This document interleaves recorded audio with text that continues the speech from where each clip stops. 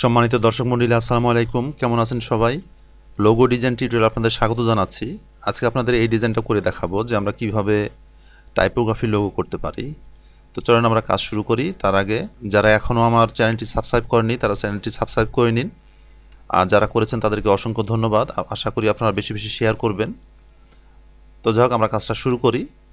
আমরা প্রথমে টেক্সটটা লিখে নিব, আর এর জন্য আমরা টুলবার থেকে টাইপ টুল নিলাম এবং আর্টবোর্ডের উপর জাস্ট ক্লিক করলাম। দেন লেখাটা ছোট মনে হচ্ছে, আমরা যদি বড় করতে চাই তাহলে রাইট বাটন ক্লিক করে আমরা সাইজটা একটু বড় করে নেব, তাহলেই হবে। এরপর আমরা লিখে দিলাম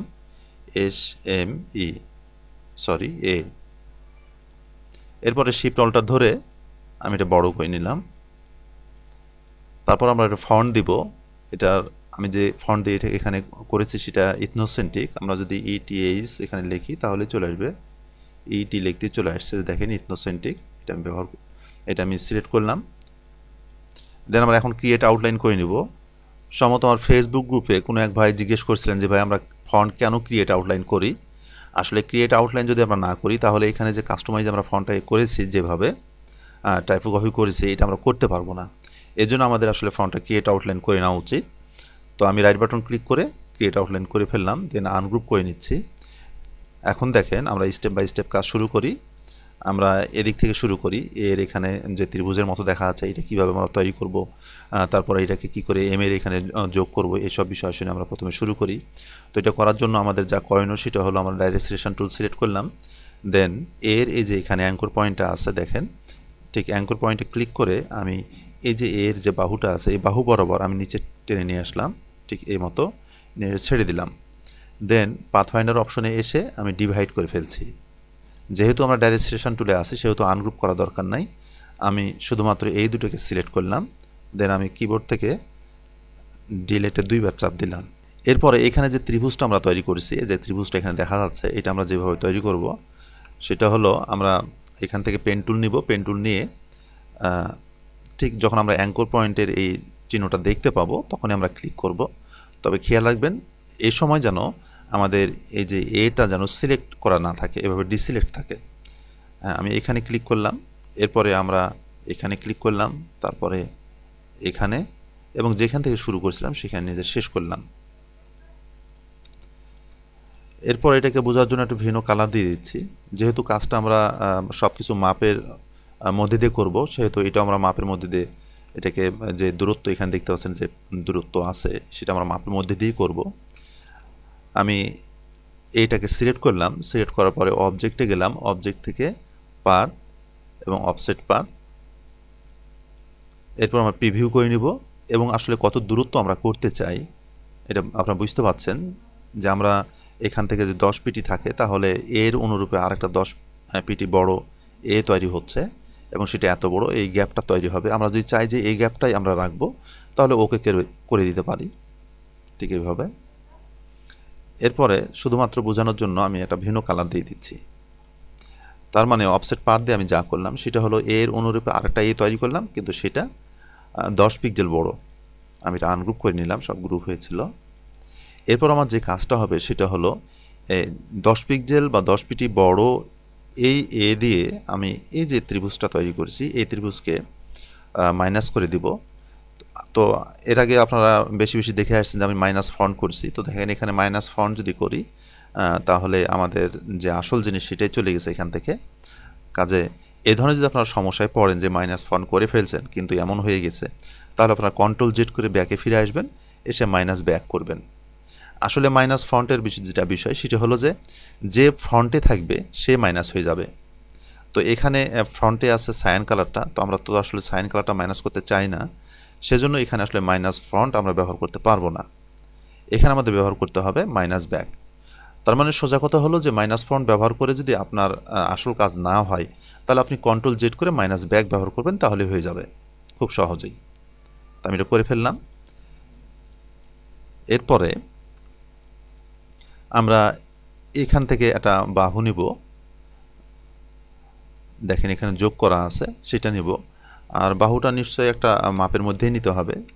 এক্ষেত্রে আমি একটা রেক্ট্যাঙ্গেল নিলাম এবং এখানে এসের যে বাহুটা আছে আমি এটা নিলাম, এটাকে আমি শিপ ধরে নিয়ে চলে আসছে এখানে, সেট করে দিলাম, কালার দিয়ে দেখি কেমন হয়। হ্যাঁ, হয়ে যাচ্ছে। সরি, আমার এটা এই পর্যন্ত আসবে, এই পর্যন্ত, তাহলে এমন হবে। তাহলে এখন আমাদের যে কাজ হবে, আমরা এটাকে সিলেক্ট করব, সিলেক্ট করে এখান থেকে এই যে দূরত্বটা তৈরি হয়ে আছে, এখান থেকে যে গ্যাপটা আমরা তৈরি করেছি, অনুরূপ গ্যাপ আমরা এখান থেকে এখানে তৈরি করব। আর এই জন্য আমরা এটাকে সিলেক্ট করলাম, আমি এটা ভিন্ন কালার দিয়ে দিই, এটাকে সিলেক্ট করলাম, সিলেক্ট করার পরে অবজেক্ট, অবজেক্ট থেকে পাথ, পাথ থেকে অফসেট পাথ, এখানে আমরা 10 পিটি ব্যবহার করব, যেহেতু এর আগে আমরা 10 পিটি ব্যবহার করছি। দেন ওকে করলাম, এবং এটা সিলেক্ট অবস্থায় আছে, আমরা শিপ ধরে এটাকে সিলেক্ট করলাম এবং এখানে মাইনাস ফ্রন্ট করে দিলাম, তাতে এমন হলো। এরপর আমরা সবগুলো সিলেক্ট করে ইউনাইট করে দিতে পারবো, কোনো সমস্যা নেই। তো এখানে আমার গ্যাপটা চিকন ছিল, এখানে একটু মোটা হয়েছে, এটা সমস্যা না। আপনারা ওখানে অফসেট পাতে কম বেশি করে দিলে এটা হয়ে যাবে। তো আমার মনে হচ্ছে যে এই এম থেকে এটা অনেক দূরত্বে আছে, এটা আমি কাছে নিয়ে যেতে চাচ্ছি, অনেকটা এদিকে নিয়ে আসতে চাচ্ছি। আর এটা আনার জন্য আমাদের যা করণীয় সেটা হলো আমার ডাইরেক্ট সিলেকশন টুল দিয়ে আমি সম্পূর্ণটা ধরে ফেললাম এইভাবে ড্র্যাগ করে। এরপরে আমি লেফট অ্যারো প্রেস করে আমি যতটুকু চাই আমি সরাই নিয়ে আসলাম। এরপর আপনারা একটা জিনিস এখানে লক্ষ্য করছেন কিনা জানি না, এই যে দেখেন এখানে কিন্তু আমার সেটিংসের ভুল হয়ে গেছে, দেখেন এখানে কম বেশি হয়ে আছে। তো এরকম যদি কম বেশি হয়ে যায় তাহলে এটাকে কি করে আমরা কারেকশন করব? এক্ষেত্রে যা করণীয় সেটা হলো, দেখেন এই যে অ্যাঙ্কর পয়েন্টটা আছে, এই অ্যাঙ্কর পয়েন্টটা সিলেক্ট করেন, এখানে দুইটা অ্যাঙ্কর পয়েন্ট আছে, নিচেরটা না, আমরা এটা সিলেক্ট করছি না, আমরা সিলেক্ট করছি এটা সিলেক্ট করে আমি কন্ট্রোল জেড করছি, আমি ভিতরেটা সিলেক্ট করে আমি এটাকে বাম দিকে নিয়ে চলে আসছি এভাবে। যখন একবারে বের হয়ে যাবে সে সময় আমরা পাথফাইন্ডার অপশন থেকে ডিভাইড করে দেব। এরপরে আমরা এই যে এই অংশটা এবং এই অংশটা আমরা ডিলিট করে দিই, দেখেন একদম স্ট্রেট এবং সোজা হয়ে গেছে, কোনো সমস্যা আর নাই। তো ঠিক আছে, এটা হয়ে গেল। এখন আমাদের এম এবং এস এটা নিয়ে কাজ। তো আমরা এখানে যেভাবে কাটলাম তাতে এভাবে এখানে সিলেক্ট করেছিলাম, আমরা এখানে এই অ্যাঙ্কর পয়েন্টে করে টেনে নিয়েছিলাম। তো এখানেও যদি আমরা অনুরূপ কাজ করি, যেমন এখানে আমি ক্লিক করলাম, ক্লিক করে আমি এটা টেনে নিয়ে গেলাম, আমি ডিভাইড যদি করে ফেলি তাহলে যে সমস্যাটা হবে সেটা হলো যে আমাদের তো আসলে এই জিনিসটারও দরকার আছে, কিন্তু এটা এখানে নষ্ট হয়ে গেল। তাহলে আমরা যা করতে পারি, আমি কন্ট্রোল জেড করলাম, আমরা যা করতে পারি সেটা হলো আমরা লাইন সেগমেন্ট বা যে কোনো টুল দিয়ে আপনি এখানে কেটে নিতে পারেন, কোনো সমস্যা নাই। আমি ঠিক এভাবে র্যান্ডমলি দিলাম, এখানে দেওয়ার পর আমি দুটো সিলেক্ট করলাম, সিলেক্ট করার পরে পাথফাইন্ডার অপশনে এসে ডিভাইড করে দিলাম। দেন আমরা এইটাকে সিলেক্ট করে আমরা টানবো, তাহলে আমাদের যে নিচের যে বাহুটা এটা আমাদের নষ্ট হলো না। এরপর আমরা এটাকে ডিভাইড করে ফেললাম, দেন আমাদের যে অপ্রয়োজনীয় অংশগুলো এটা আমরা ফেলে দেবো, ডিলিট করে দেবো, ঠিক এইভাবে। এরপর আমাদের যে কাজটা হবে, আমি এসটাকে একটু ডানে নিয়ে আসছি, আমি জুম করে নিচ্ছি কন্ট্রোল প্লাস করে, দেন ডাইরেক্ট সিলেকশন টুল সিলেক্ট করে আমি এই পাথে ক্লিক করলাম এবং এটাকে রাইট অ্যারোতে আমি ডান দিকে নিয়ে আসছি, আমি এটা এই পর্যন্ত রাখলাম এবং এই অ্যাঙ্কর পয়েন্টটা সিলেক্ট করে আমি একটু ভিতরে নিয়ে নিলাম। এখন যে সমস্যাটা দেখা যাচ্ছে সেটা হলো যে এসের এই বাহুটা এমের এই যে উপরে যে অংশ এখান থেকে কিছুটা নিচে আছে, এই জন্য আমরা এই দুটো সিলেক্ট করলাম, সিলেক্ট করে আমি এমটাই ক্লিক করে এখানে অ্যালাইনে এসে আমি টপ অ্যালাইন সিলেক্ট করে দিলাম, তাতে এটা সমান হয়ে গেল। সমস্যা এখনও শেষ হয়নি, দেখেন এটা করাতে যেটা হয়েছে সেটা হলো যে এসটা আবার একটু উপরে উঠে গেছে এবং ছোট হয়ে গেছে। তো এখানে আপনারা জাস্ট এমনি সিলেক্ট করে একটু টেনে নেবেন নিচের দিকে, এই এতটুকু টানলে যে ফন্টের যে রেশিও এটা নষ্ট হবে না। এরপরে আমরা এই দুটা ইউনাইট করে দিব, ইউনাইট করে দিলাম। এরপর আমরা এখানে এই অ্যাঙ্কর পয়েন্ট সিলেক্ট করে আমরা যে ধরনের এখানে রাউন্ডেড দেখতে চাই ঠিক সে ধরনের টেনে নিব, আমি এমন রাখছি। এরপর আমরা যেটা করব সেটা হলো এখানে যেমন আমরা 10 পিটি করে গ্যাপ রেখেছি, ঠিক এমনই এখানে 10 পিটি গ্যাপ রাখবো। এর জন্য আমরা এটাকে সিলেক্ট করলাম। আমি এটাকে একটু ভিন্ন কালার দিচ্ছি যাতে বুঝতে সুবিধা হয়। আমি এটাকে সিলেক্ট করলাম। সিলেক্ট করার পরে অবজেক্ট এবং পাথ থেকে অফসেট পাথ এখানে আসলাম এবং 10 পিটি সিলেক্ট হয়েই আছে। আমি জাস্ট ওকে করলাম এবং আমি একটা ভিন্ন কালার দিচ্ছি।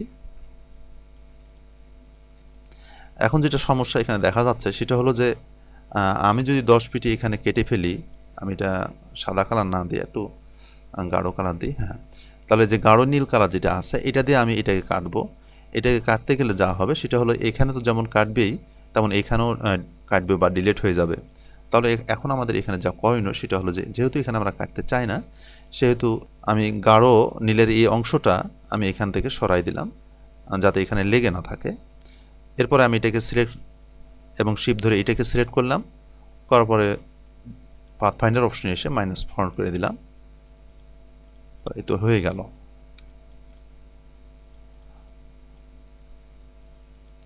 তো আমাদের ডিজাইন করার পালা শেষ। এখন কালার অ্যাপ্লাই। কালার আপনারা যে কোনো কালার অ্যাপ্লাই করতে পারেন, সলিড কালারও ব্যবহার করতে পারেন, কোনো সমস্যা নাই। এখানে জাস্ট দেখানোর উদ্দেশ্যে আমি কালার অ্যাপ্লাই করছি। আমি এটা সিলেক্ট করে আইড্রপার টুল দিয়ে আমি এখানে ক্লিক করলাম। এরপরে আমি টুলবার থেকে এখানে গ্রেডিয়েন্ট টুল আছে, গ্রেডিয়েন্ট টুল ব্যবহার করে আমি নিচ থেকে উপরে টানছি। এতে হলো কি নিচে গাঢ় আসলো আর উপরে হালকা হলো। আসলে আমি চাচ্ছিলাম উপরেই গাঢ় হবে এবং নিচে হালকা হবে। তো যাই হোক, এখানে যদি আপনারা রিভার্স করে দেন তাহলে এটা দেখেন গাঢ়টা চলে গেল উপরে এবং হালকাটা নিচে চলে আসছে। তো এটা যেমন করতে চান। তো যাক, আমি এমনই রাখলাম। এরপরে সবগুলো সিলেক্ট করে আমি পাথফাইন্ডার অপশনে গেলাম। আমরা এখন এই অংশটা তৈরি করব। এই যে অংশগুলো যেভাবে তৈরি করা হয়েছে এটা আমরা তৈরি করব। তো আমি সবগুলো সিলেক্ট করে আমরা অবজেক্টে গেলাম। অবজেক্ট থেকে পাথ থেকে অফসেট পাথ। এর আগে আমরা এটা বাড়াই নিয়েছি, এখন আমরা এটা মাইনাস করে নিব। আমি মাইনাস করে নিচ্ছি, যতটুকু মাইনাস করতে আসলে চাই নিলেই হলো। আমি 3 ফিটি মাইনাস করলাম, দেন ওকে করলাম। এরপর এটা একটা ভিন্ন কালার আমি দিয়ে দিচ্ছি। এখন আমি কিছু অংশ এখান থেকে সরাই দিব। এর জন্য একটা রেক্ট্যাঙ্গেল টুল সিলেক্ট করলাম, করে কি পরিমাণ অংশ আমি সরাই দিতে চাই সেই পরিমাণ অংশের উপর আমি ড্র্যাগ করলাম। এইভাবে করার পরে আমি এখন এই সাইন কালার সবগুলো সিলেক্ট করতে চাই। কাজে আলাদা আলাদা করে না ধরে আমি ম্যাজিক ওয়ান টুল দিয়ে এর উপরে ক্লিক করলাম। দেখেন সবগুলো সিলেক্ট হয়েছে। এখন আমি এখান থেকে শেপ বিল্ডার টুল সিলেক্ট করলাম এবং একটু বড় করে নিচ্ছি এবং এগুলো সব এক করে দিচ্ছি।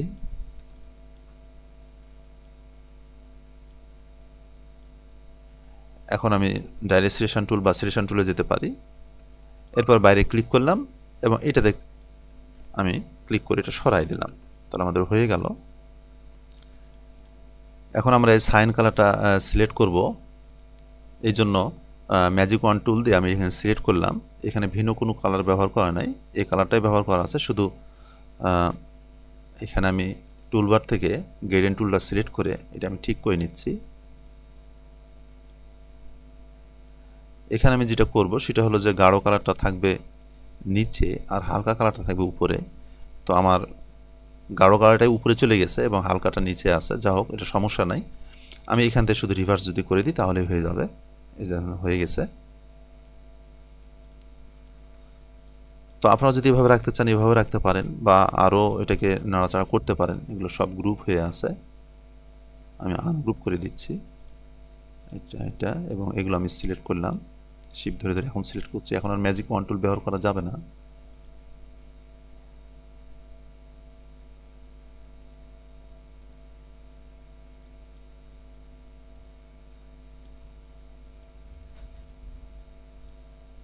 ঠিক আছে, আমি এমনই রাখছি, আর বেশি কিছু করতে চাচ্ছি না। তো এই ছিল আজকের লোগো ডিজাইন, টাইপোগ্রাফি ডিজাইন।